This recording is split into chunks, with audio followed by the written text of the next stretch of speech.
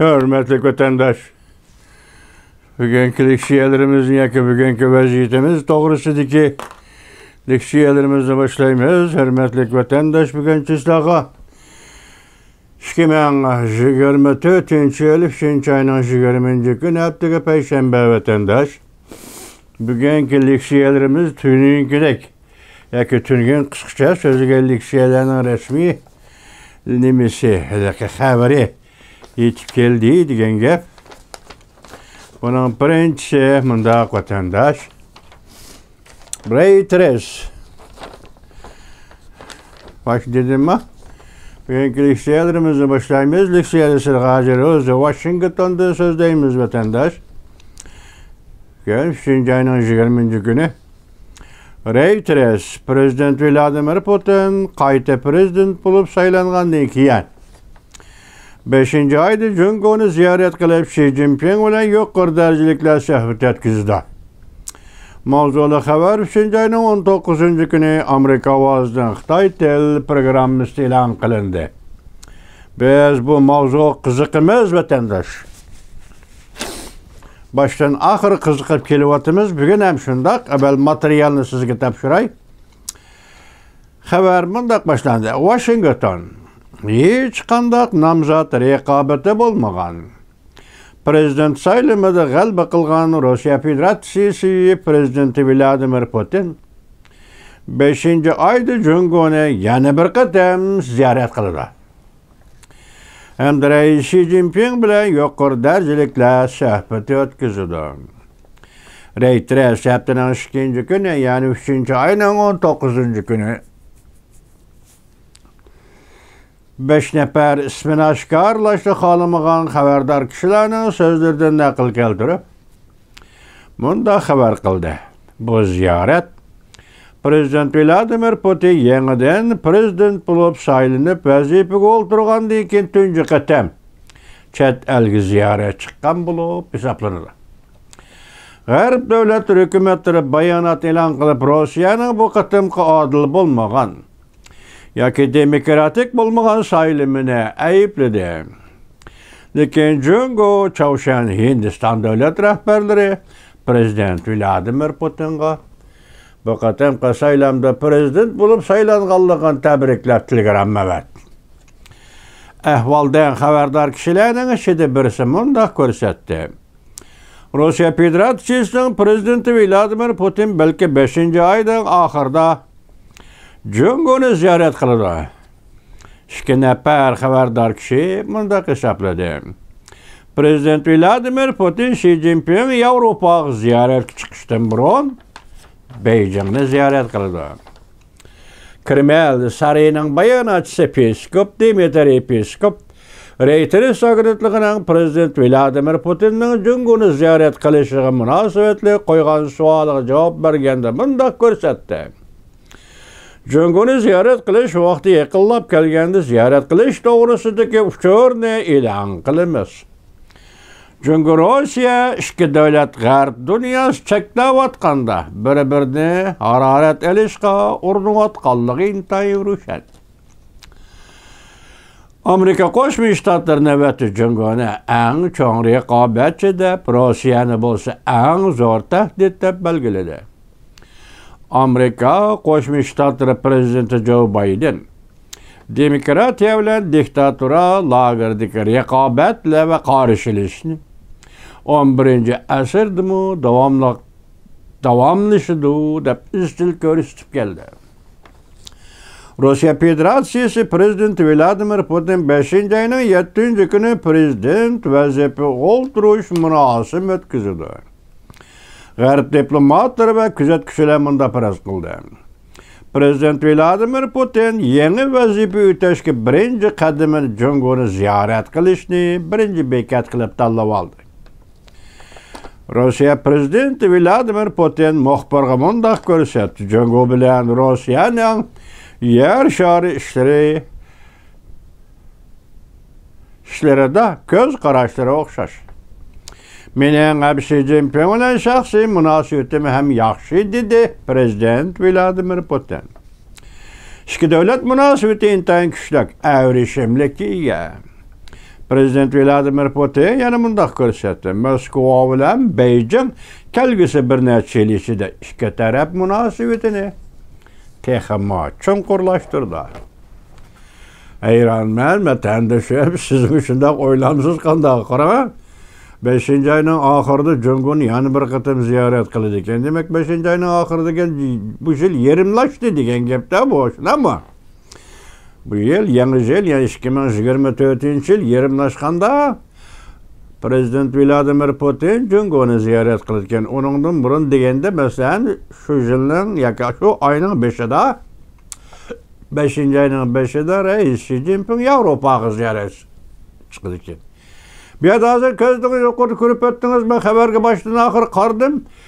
Prezident Vladimir Putin Beijingni ziyorat qilib, yuqori darajali suhbat o'tkazganda o'tirdi, muhokama qilinadigan masala nima, mavzu nima, o'tirdi, gap yo'q. Lekin Kremlning bayonotchisi Dmitriy Peskov nima dedi?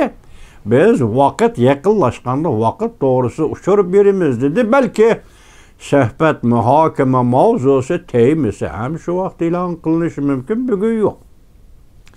Masalan, o'tgan yil 10-oyning 18-kuni Beijingni ziyorat qilganda Prezident Vladimir Putin bir yo'l, bir belbog' siyosati, Junguning manchilligini xotirlash degan mavzu bilan Beijingga keldi. Yana ilgirlab mang'ayli 23-43-yil, voy, 2023-yil kechiringlar. 5-oyning 20-kuni Rais Xi Jinping Moskvani ziyorat qildi. Tashqi ishlar ministri Qin Gang bilan birlikda. 5-oyning 17-kuni Istanbulda xalqaro Gahaga ijtimoiy jinoiy ishlar sud kollegiyasi Prezident Vladimir Putinni qo'lga olish buyrug'ini tushirdi. Yani insanlarda bak vatandaşım 5-oyning 16-kunidan tortib 20-kunigacha bo'lgan aralıqdan yaşa 16-kunida Junguning tashqi ishlar ministri Wang Yi Amerika Qo'shma Shtatlari davlat bexatarligi masalasi Jack Sullivan bilan Islandiya aralarida ko'rishdi. Ko'rish bo'lib, 16-17-kunidagidek Moskvaga ziyoratga keldi. Minister Wang Yi Moskvaga ziyorat keldi. O ziyoratini oxirlashtirib 22-kunida. Oxirlashtirishdan burun Rais Xi Jinping Moskvaga keldi. Oxiri Moskvada ayrılgan chaqda Prezident Vladimir Putin yukinib o'ltirib Rais Xi Jinpingga nima-nimalarni dedi, hozirgacha sir. Masalan, nima-nimalarni talab qildi, hozirgacha sir. Men shu vaqt sizlarga tahlil qilib dedim, bir Yevropalik, bir Osiyolik davlat rahbariga yukinib turib iltimos qilyotdi. Bu nima ish dedim vatandosh. Nima ish dedim vatandoshim. Ikkinchi qatamda masalan 10-oyning 18-kunida 2023-yil Prezident Vladimir Putin Beijingga kelganda 18-kuni men tunugin dedim, shu vaqtimi dedim. Birlashgan Davlatlar Tashkilotining Kishilar huquq komiteti Amerika, Angliya, Kanada, İsrailiya başçılığında 51 davlat Uyg'urlarga imzo etish masalasida o'tirg'i chiqdi. Uyg'urlarning kishilik huquq va Uyg'urlarni genosid qilishini to'xtatish to'g'risida o'tirg'i chiqdi, imzo chekdi o'tadi. Dal mushu kunda Beijingda 10-oyning 18-kunida Beijingda Prezident Vladimir Putin bilan Rais Xi Jinping maxfiy suhbat 3 soat dedim. Şu vaqtida ham shunday savol qo'ydim. Bugun Nyu-Yorkda yig'in echilyapti. Beijingda yig'in echilyapti. Balki o'xshash bir kunda degidek. Vladimir Putin prezident Rais Xi Jinping bu ikkilarning maxfiy suhbatida Nyu-Yorkdagi Birlashgan Davlatlar binosida bo'layotgan ish harakat va faoliyatlar yana kelib Amerika boshchiligida İsrailiya, Kanada, Angliya 4 davlat boshchiligida 51 davlat bu mavzu, bu fikir, bu muhokama Beijingdagi ikki davlat rahbari Prezident Vladimir Putin bilan Rais Xi Jinping o'tirishidagi maxfiy suhbatga tushmay qolamdi. Mavzu bo'lmay qolamdi. Uyg'ur to'g'risida bu ikki davlat Jungulik yoki Rossiyalik ikki davlat rahbari gap qilmay qolamdi deb savol qo'ygan edim vatandosh. Bugün yani ben hayran dedim, hazır hayran ben. Avrupa, Ukrayna urusu ciddileşti degandek gap. Mesela ciddileşti deganda Ukrayna Kaysarlik bilen can kılıvatıdı vatandaşı. Meta Fransiya askeri çıkarman davatıdı. Askeri çıkarman davat kavvatıdı Ukrayna'ga yaki bugün hesapta keldi mi nime çıkadı askeri çıkadı degen gapim var bugün cuma. Degen bugün haber hata görüp kalmagalla bolsam aldan şart cuma. Bugün bir paytda prezident Vladimir Putin Beijing'ni ziyaret kılıştan burun Reis Xi Jinping Avrupa'nı ziyaret kıldılar. Fransiya'nı ziyaret kıldı. Bunun da hazır muşunda katlam bir ziyaret jarayanda Beijing yaki Reis Xi Jinping'in Avrupa'ga berişi nemi üçün? Üzerine soğuda işleri üçün mü yaki halkara siyaset üçün mü? Bu bir sual. Halkara siyaset için olsa Fransiya'nı Ukrayna asker çıkarman dedin, asker çıkarma dep nasihat kılış için ketavatandı. Bunun bedeliga Vladimir Putin, Prezident Vladimir Putin Cumhur'a neme tapşırışı gerek. Yaki Beijing'ni neme dep düşündürüşü gerek. Yaki üzüce şu işte agar Reis Xi Jinping Fransiyada Prezident Macron'a vaziyet işlep sen asker çıkarma Ukrayna'ga deydigan bolsa, bunun için Prezident Vladimir Putin Beijing'e neme bedel töleş gerek.